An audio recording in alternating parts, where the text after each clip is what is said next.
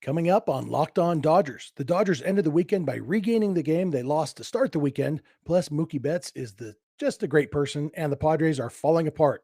Let's get Locked On Dodgers.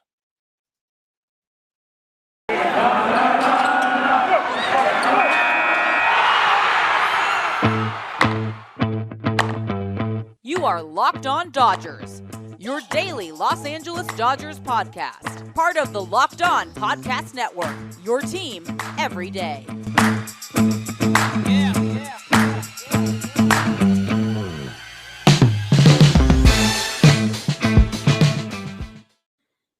Hello, Dodger fans. Welcome to Locked On Dodgers, part of the Locked On Podcast Network, the #1 local sports daily podcast network. Locked On, your team every day. I also want to tell you to join Walking Baseball Encyclopedia Paul Francis Sullivan. Please call him Sully every day on Locked On MLB for a unique look at the majors, both present and past, featuring exciting guest interviews and routine check-ins from the Locked On MLB Network's team of local experts. Subscribe to Locked On MLB today on the Odyssey app or wherever you get podcasts. Locked On Dodgers is the daily podcast covering the world champion Los Angeles Dodgers, bringing you the smart fans' perspective on our boys in blue. I am Jeff Snider of Baseball Central, flying solo today. Vince is at a wedding on Sunday night, and so I am doing the podcast on my own today. A lot to talk about. Great weekend.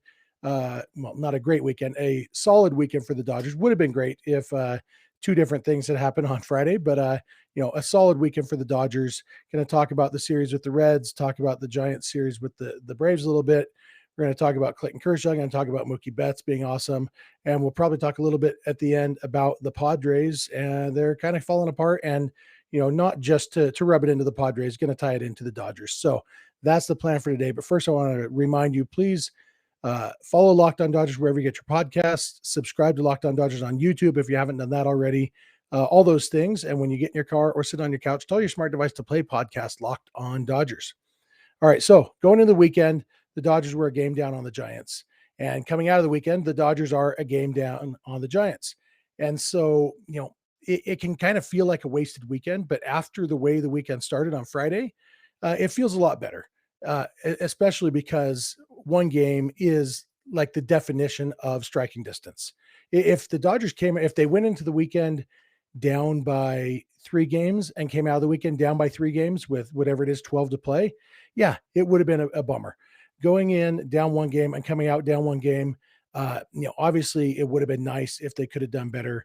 We'll talk more about that in a minute, but coming out down by a game, it's solid. It feels okay. I'd rather be in first place, but down by 1 game isn't so bad. On Friday, the Dodgers just couldn't get anything going against Luis Castillo. He's a very good pitcher. He hasn't always shown it this year. He has struggled a lot, but nobody denies that he is one of the most talented pitchers in baseball. And the Dodgers saw that. When he has his stuff working, he is almost unhittable. I mean, he throws 100 miles an hour with movement. He has a great changeup, great movement on that, great arm action. Basically when he can command it, he can dominate. And, the Dodgers maybe helped him out a little bit. They chased a few pitches, but every chase isn't a bad job by the hitter. Sometimes it's a good job by the pitcher. And when you have as much movement and deception as Castillo has, that's going to happen when he's on. And when he's throwing it close enough to the strike zone that the hitters can't figure out what it is, yeah, he's going to get chased. And that's what happened. The Dodgers lost 3-1, didn't get anything going till the 9th inning. They finally scored a run. They threatened a little bit here and there. They made Castillo throw, kind of a lot of pitches. So he should have been done after 6. He pitched into the 7th, but it was really done after 6. He was over 100 pitches through 6 innings. It was it was not a great game for the Dodgers. And then it looked like the Braves were going to help the Dodgers out. After the Dodgers got done losing to the Reds, the Braves were pretty lackluster against the Giants that night, down 4-2 the whole game, basically. And then in the top of the 9th inning, Travis d'Arnaud hit a 3-run home run to put the Braves up 5-4. And then at the bottom of the 9th inning, Will Smith had 2 outs, nobody on, 2 strikes on the batter, Donovan Solano, and Solano hits a game-tying home run. And at that point, you're like, okay, well, the Giants are going to win this game. And they did on a walk-off sac fly by pinch hitter pitcher Kevin Gausman. Jock Peterson made the catch, wasn't in great position to throw, couldn't make a good enough throw. it was a dumb night. And after Friday night, you're like, crap, that might have been a turning point in the season. But luckily, the Dodgers took care of business against the Reds, won pretty handily in each of the next two games. The Braves were not much help on Saturday, but then on Sunday, the Braves finally got a win in that series against the Giants. They beat the Giants 3-0. So in the end, at the end of the weekend, yes, 3 more games off the schedule, which is bad news for the second place team, good news for the first place team, but still within a game. The Dodgers now go to Colorado while the Giants go down to San Diego. And the Padres, we're going to talk more later about the Padres situation and how they are basically falling apart. They're not very close in the wild card race anymore. They are fighting with each other. It's an ugly situation in San Diego. So the only question is, how much do they want to play spoiler? Because they've got 6 games left with the Giants and 3 with the Dodgers. And, for whatever situation they're in, that they would love to just win all 9 of those games, just to say, you know what, we decided the National League West, even though it wasn't us that won, and they're not out of it in the wild card. They're going to be playing hard. They're going to be trying to win. Problem is they're not very good. They don't have much pitching, especially since Blake Snell got hurt. On the bright side, Chris Paddock got hurt too, so they have to use a good pitcher in his spot, maybe if they can find one. They have Jake Arrieta. It's rough. The Padres aren't very good right now, but they're very, very talented. Fernando Tatis is still a very good hitter. Manny Machado is a very good hitter. Jake Cronenworth, I don't know. I think he's back. He fractured his finger, but I think they pulled a Padres and didn't put him on the injured list or anything. They have guys who can hit. And so there's always a chance. And hopefully, with the Dodgers going into Colorado, who knows what to expect from the Rockies in Colorado. They have a pretty good home record this year, but they're not a very good team. So I don't really buy that. So it'll be interesting these next 3 days. It's very easy to see, the Dodgers picking up a game on the Giants in the next 3 days, maybe. I think it might take a sweep of the Rockies because it's hard to see the Padres winning more than one game. But the Padres won 2 games in their last 4-game series with the Giants. So anything can happen. And the key is the Dodgers have put themselves in position to be able to make a move, hopefully. And, coming out of this weekend, like I said, after the way Friday started, that's good news. So I'm going to come back in a minute. I'm going to talk a little bit about Sunday's game, Clayton Kershaw getting built up, to talk about Mookie Betts being awesome and all of that stuff. So keep it locked on Dodgers. Does this sound familiar to you? You've got one device that lets you catch the game live, another that lets you stream your favorite shows. You're watching sports highlights on your phone, and you've got your neighbor's best friend's login for the good stuff. Well, I want to tell you about a simple way to get all the entertainment you love without the hassle, and a great way to finally get your TV together. It's called DirecTV Stream, and it brings your live TV and on-demand favorites together like never before, so you can watch your favorite sports, movies, and shows all in one place. That means no more juggling remotes and no need to buy another device ever again. And the best part, there's no annual contract. So get rid of the clutter and the confusion and get your TV together with DirecTV Stream. You can learn more at directv.com. That's directv.com. Compatible device required. Content varies by package. Hey, Dodger fans, this is Jeff with an incredible app everyone who buys gas needs to know about. It's called Get Upside. Our listeners are making up to 25 cents for every gallon of gas every time they fill up. Just download the free Get Upside app in the App Store or Google Play right now. Use promo code BASEBALL and get a bonus 25 cents per gallon on your first fill up. That's up to 50 cents per gallon cash back. Don't pay full price at the pump anymore. Get cash back using Get Upside. Just download the app for free and use the promo code BASEBALL to get up to 50 cents a gallon cash back on your first tank. Some people who drive a lot are making as much as $200 or $300 a month in cash back, and there's no catch. The cash back gets added right to your account. You can cash out anytime to your bank account, PayPal, or an e-gift card for Amazon and other brands. Just download the free Get Upside app and use promo code BASEBALL to get up to 50 cents per gallon cash back on your first tank. That's code BASEBALL. All right, I'm back. Let's talk a little bit about Clayton Kershaw. Clayton Kershaw pitched on Sunday. He came into the game. They said 5 innings or 75 pitches. He threw 5 innings and 74 pitches, I believe. He was right at that pitch limit, and he looked really good. His velocity was nothing to write home about again. Maybe a tick up from last time, but overall pretty similar to his last start. But one thing he showed is the velocity isn't the most important thing with him. He's got such a good curveball, such a good slider. And when he has command of those things, he got, I think I read this was his fifth time getting double digit swings and misses on his slider this season. And he had only done that, I think, 4 times combined in the last 4 or 5 years. And so, the slider is a dominant weapon against both righties and lefties. It works differently against them. And one thing, I think I mentioned it last week after his last start, it seems like he's throwing the slow slider more. He's throwing it, 84, 85 miles an hour, which it gets a little bit different movement, different depth. And he's kind of mixing that in with the hard slider still, the hard slider that's more like 80, 88-ish. And it's really interesting to see him throwing both versions of the slider, and it's almost like it's a fourth pitch. It's still the same slider, but it's different enough that I think he's keeping people off balance, not just with, is he going to throw the fastball or the curve or the slider? It's, okay, I'm expecting a slider. Okay, which slider?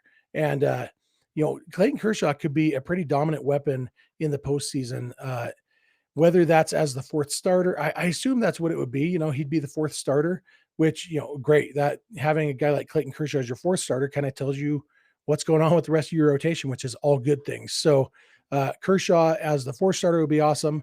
I guess there's a chance they might go with somebody different as the fourth starter and use Kershaw in more of a flexible role in relief. I expect him to be the fourth starter, I guess. I guess there's still even a chance they could make him the third starter and have Julio be that flexible guy. But Julio's going to get Cy Young votes. It's hard to see them at this point taking him out of the rotation for the postseason. When you got Kershaw, who, the interesting thing is he's at 75 pitches now. I think he's got 2 more starts this season, and he went from 60 pitches to 75 pitches. So he could reasonably be basically built up. If he's at a point where he can give you can expect 6 innings from him. That's as much as you can expect. And it seems like he'll definitely get there in the next 2 starts. And so I think he's going to be ready to be a full-on starter for the postseason, and having him as your fourth starter is pretty awesome. So it was all in all that he came out healthy was the most important thing. His arm felt good. And really that's what we're looking for from Kershaw right now is, can he throw a baseball without his arm hurting? And it seems like he can. And so everything else is just a bonus, but it was a pretty good bonus on Sunday. He looked really good, just allowed the 1 run in 5 innings, struck out 8 guys, just a really, really good performance from Kershaw, and kind of gives you an idea of what he might be able to give you in the postseason in whatever role they end up putting him in. So that's awesome. The other thing that happened on Sunday, TJ Friedl for the Reds, he had made his debut on Saturday, got 1 pinch hit at bat and didn't get a hit. And so he came up in, I don't know, the 6th-ish inning in Sunday's game, a pinch hitting role, or I don't know if he'd gone into the replacement, but it was his first plate appearance of the game. And it was Tony Gonsolin. Oh, yeah, it was the 6th, because it was the first pitch Tony Gonsolin threw in the bottom of the 6th inning. And Friedl hit it for a home run.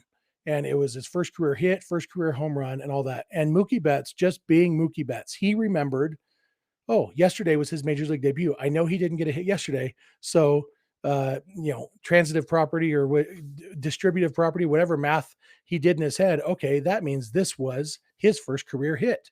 And hey, I'm standing 40 feet from the guy who caught his home run. So Mookie just motioned up to the dude, hey, can I get that ball? And the guy just immediately, hey, Mookie Betts asked you for a baseball, you throw him the baseball. And Mookie said he kind of sign language of, hey, throw me the ball, kind of gave him the impression, I'll get you a different ball, but that's a big deal. So the guy, credit to this Reds fan, didn't hesitate at all, just threw it down to Mookie. Mookie tossed it in so that TJ Friedl could have the ball from his first career hit / home run. And Mookie said when he saw how willingly the Reds fan tossed the ball down, that it wasn't, that's an opportunity that when you catch a big hit like that, a big home run, you always end up, guys will haggle. Okay, well, I want to meet the guy. I want to get an autograph bat, whatever. This guy just, this is an important moment for TJ Friedl. Mookie Betts is asking me for the ball, so he threw it to him. And so Mookie, instead of bringing out a baseball to him the next inning, he brought him out an autographed baseball bat, a Mookie Betts axe handle bat signed by Mookie, which is awesome. Mookie didn't have to do that. It's not Mookie's responsibility to make sure that TJ Friedl gets the ball from his home run. If Mookie hadn't done it, somebody on the Reds, team would have gone and found that fan and said, "Hey, can we trade you something for that ball?" They would have done the negotiation. But Mookie said, "Hey, I'm right here. I know how important this is to this kid. I'm going to do this." And I guarantee you that guy, getting an autographed Mookie Betts bat instead of an autographed TJ Friedl bat, maybe TJ Friedl grows up to be as good as Mookie Betts. I don't know. But getting that, it was just all in all, it was one of those feel good moments that you sometimes get in baseball. The fan did great. I love that after Mookie handed the fan the bat, he's walking up and you see a Dodger fan dad say, "Hey, can I get a picture of that bat with my son?" The son's wearing a Mookie jersey. And the guy just hands the bat to the kid and the kid takes a picture holding the Mookie Betts bat. And like, it's one of the things I know I get cheesy here sometimes. I'm sorry about that. But it's one of the things I love about baseball is it brings out the best in people. It brings out the worst in people too. Absolutely. But sometimes it just brings out the best in people. And I love that. I love seeing, you know, it's not that important in the grand scheme, but that's important to TJ Friedl and his family to have that ball and to have Mookie be aware of that, have the fan just be awesome. Yeah, he can have this ball. And yeah, kid, you can take a picture with the bat. This is, it's just a cool experience for everybody. It's one of the things I love about baseball. Seeing a dad with his kid at a game always makes me happy anyway, because one of my favorite things about baseball is going to games with my kids. All in all, just a great little moment in a baseball game that ultimately, I know it was talked about a lot, so you probably are heard the story. I'm not adding anything new. I just wanted to add on that, my own view, just that Mookie is awesome, and that he's aware of that. And after the game, they asked Mookie about it, and it was, Mookie it's kind of funny. He's not much of a talker, like to the media, and so, but you could tell he's like, well, it wasn't that big a deal. I knew it was his first hit, so I got the ball for him, and then the guy was cool, so I brought him a bat. And it's one of the things I love about Mookie that he wasn't doing that for any sort of acclaim or for recognition. He probably knew, the cameras catch everything, so it wasn't a surprise to him. I'm sure that the cameras caught it, but it was just a cool human moment for Mookie Betts and a baseball fan, and I love that about baseball. I love those human moments. So, speaking of human moments, I'm going to come back in a minute. I'm going to talk about two humans yelling at each other in a baseball dugout, and their team kind of falling apart. So keep it locked on Dodgers. Hey, I've told you a lot about Built Bar. You know that. Built Bar is the best tasting protein bar in the world, and it's delicious and healthy. Most protein bars, they have a lot of sugar. They have a lot of protein too, but they have a lot of sugar and they still taste like garbage. Well, Built Bar does not taste like garbage. Built Bar tastes like butterflies and rainbows. Actually, they don't have the butterfly and rainbow flavor anymore, but they got 11 other flavors, I think. And you can go to built.com. You can buy a mixed box. Well, they'll just send you 2 of 9 different flavors and you can try them all. And you can say, you know what? This is the one I love. My current favorite, as you know, is the grasshopper cookie. It tastes like Thin Mints from Girl Scout cookies, except without all the guilt. Every Built Bar has like 17 or 18 grams of protein, 130 to 180 grams or calories, 4 or 5 grams of sugar and net carbs. They're all amazing flavors, tasty and healthy. And that is the best combination you can get. So go to built.com and use promo code LOCKED15 and you'll get 15% off your order. Promo code LOCKED15 at built.com. All right, Jeff is back for one last segment. We're going to talk a little bit about the dust up between Manny Machado and Fernando Tatis Jr. in the Padres dugout. You probably saw it. It was they were in St. Louis. They were struggling. Tatis struck out looking, was upset about the call. He threw his helmet down. Jace Tingler ended up coming out to argue with the umpire, basically to protect Tatis. And Tingler got ejected. And a lot went on in this encounter in the dugout. Apparently, it was Coach Bobby Dickerson who first kind of called out Tatis a little bit, and then Manny Machado has a relationship with Dickerson. They were together in Baltimore, and he kind of took over and started yelling at Tatis, telling him it's not about you, it's not about you. A lot of bad words said. Tatis was mad, Machado was mad. There's some. It's some funny pictures. Machado's eyes are bugging out. Just he looks a little bit crazy, and he was angry, and you could tell.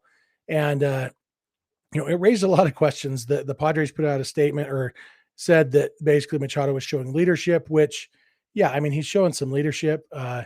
Whether you want that leadership happening in the dugout where a fan can record it, I don't know about that. The Athletic wrote an interesting article about it. It was a few different Athletic writers. I don't remember all of them, so I won't name any of them. That was kind of funny. One of the lines said, yet rather than be accountable for the incident, they declined to make either Tatis or Machado available for comment post-game on both Saturday and Sunday. It always cracks me up a little bit the way the media thinks everything's about them. I get it. It's your job. You have to report on these things.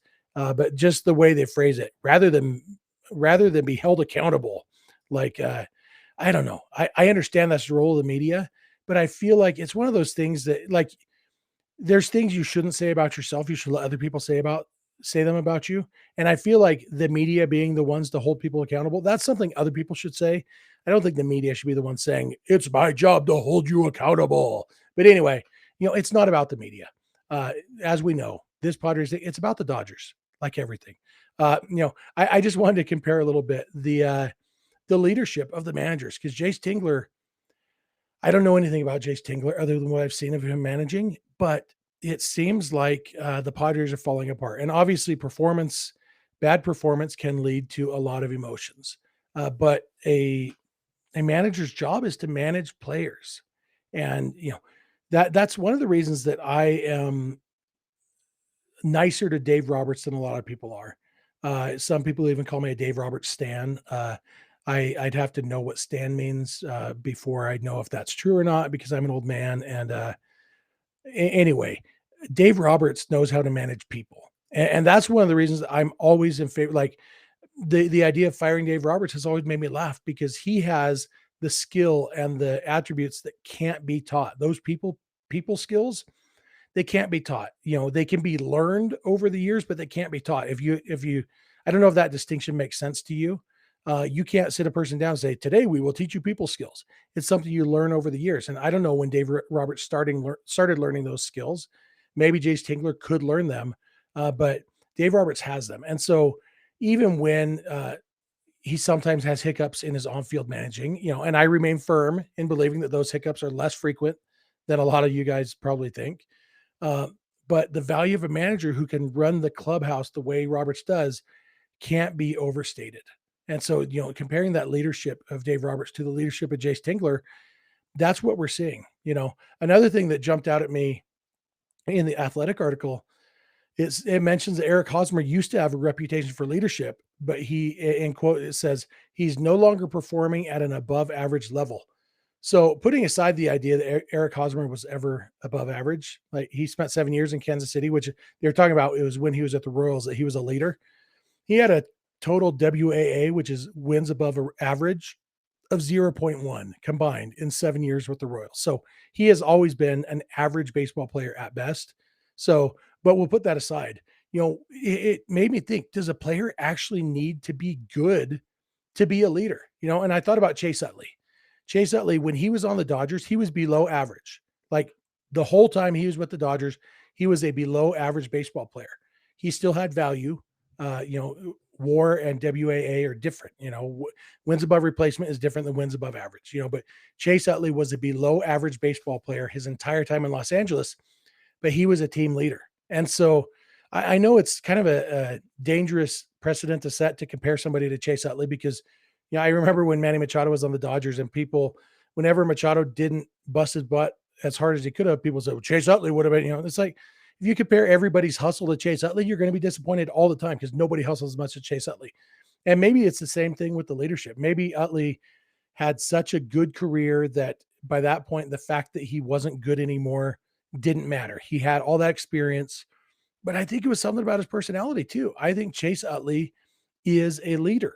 And maybe Eric Hosmer just isn't. Maybe, I don't know. Maybe he's been overshadowed by some of the dynamic personality. Manny Machado is a loud personality, for good or for bad.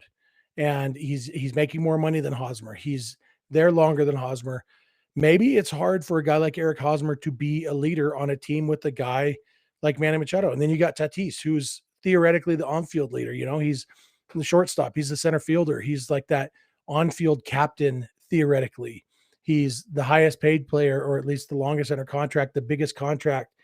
MLB worships him basically all the time on social media. There's so much about Fernando Tatis Jr. I don't know if Eric Hosmer's playing performance has anything to do with him not being a leader on this Padres team. I think it might just be that this Padres team can't handle a person like Eric Hosmer as their leader, and so it was an interesting point. And I wondered, I've thought about some of the Dodgers leaders over the years. Juan Uribe was a Dodgers leader when he was on the team. He was a solid player, but I mean, they ended up trading him because Justin Turner was better than him and he wasn't going to get the playing time he wanted. That, he wasn't the star player, but he was still a leader. He and Adrian Gonzalez kind of combined to do their best to take Yasiel Puig under their wings. The language barrier for sure contributed to that. Other leaders that the Dodgers have had, obviously Clayton Kershaw is a leader, but a lot of that is more actions than words. I assume we're not in the clubhouse. We don't know for sure who the leaders are, but it seems like it is sometimes tied to performance. I mean, Clayton Kershaw doesn't have a choice. When you win 3 Cy Young Awards and an MVP, people are going to look up to you. When you've been with the team for 14 years, like he has, people are going to look up to you. That's how it is. But then you have other guys who come in. David Price came in. He assumed kind of a leadership role. David Price is not a good pitcher right now, but better than me. I mean, compared to other major leaguers, David Price is not very good right now. He still has that leadership, and that's because of what he does. So I think I reject the premise that you have to be a good player to be a leader. So I don't think it's that. It's interesting to see what's going on with the Padres. It's not really very fun. It's funny. I've tweeted jokes about it for sure. But some of that is just kind of a coping mechanism because baseball is fun when every team is trying, and the Padres are bad right now. And obviously I want them to be good for 6 games against the Giants and bad for 3 games against the Dodgers in the next couple of weeks. But baseball is more fun when there are more good teams. I think it's been really fun having the Giants so good this year. So the Dodgers are being pushed, and hopefully the Dodgers can overcome. And if the Dodgers can win this division, it means even more with the Giants having this unexpected great season. If the Dodgers can win the division with that going on, that's awesome. It makes baseball more fun. I think the Padres are going to be good next year. They still have this talent. They're going to get healthier. Theoretically, some of their pitchers who are struggling with health will come back. It'll be, I think the Padres are going to be contenders again next year, but it's going to be interesting to see what happens this offseason because I think there's going to be shakeups in the coaching staff. Like reading the Athletic article, you wonder, like, is there a place for a guy like Bobby Dickerson on a team that has Fernando Tatis Jr.? Like, it seems like these personalities are going to crash into each other. Tommy Pham has had issues with Dickerson too. Tommy Pham has his own issues. He's probably not going to be a Padre next year anyway. But it's going to be interesting to see what happens with them this offseason because they have so underperformed. That's going to come down on the manager, and it's going to come down on the coach. It's going to maybe come down on the GM. All in all, it's been crazy to watch the last month or month and a half of the Padres season and just watch them go from World Series contender, World Series hopes to, wow, they are not even going to make the second wild card. And nobody would have predicted that. I predicted they wouldn't be as good as everybody was kind of saying, that the Dodgers would kind of run away from them. Didn't predict the Giants, but I predicted the Dodgers and Padres dynamic a little bit, but I would not have predicted the Padres to be bad. And that's what they are right now, both on the field and unfortunately off the field. So that's about it for what I have today. Thank you all for listening and or watching. I always love talking Dodgers with you guys 5 days a week, every weekday morning. If you are not watching or listening every day, I would love it if you would add, 1 or 2 days a month to your rotation. Obviously, we'd love it if you would subscribe on YouTube, subscribe or follow in whatever podcast app you use. Check us out. If you have friends or family who love the Dodgers as much as you do, go ahead and tell them about it. They might like the show too. You can follow us on Instagram and Twitter at Locked On Dodgers. Vince is on Twitter at Vince Samperio. I am on Twitter at Snydog, and the DMs are open in all of those places. You can email us at lockedondodgers@gmail.com, and you can leave us a voicemail or shoot us a text at 323-863-LOCK 5625. We are here every weekday morning, and we hope that you'll be here with us. When you get in your car or sit on your couch, Tell your smart device to play podcast Locked On Dodgers. And remember, you don't have to agree. You just have to listen. We'll talk to you tomorrow. Betting on baseball doesn't have to be a guessing game if you listen to the new Locked On Bets podcast, hosted by your boy Q and handicapping expert Lee Sterling. Get daily picks, blowout specials, wrong team favorite picks, and Lee Sterling's lock of the day. Follow the Locked On Bets podcast brought to you by BetOnline.ag wherever you get podcasts.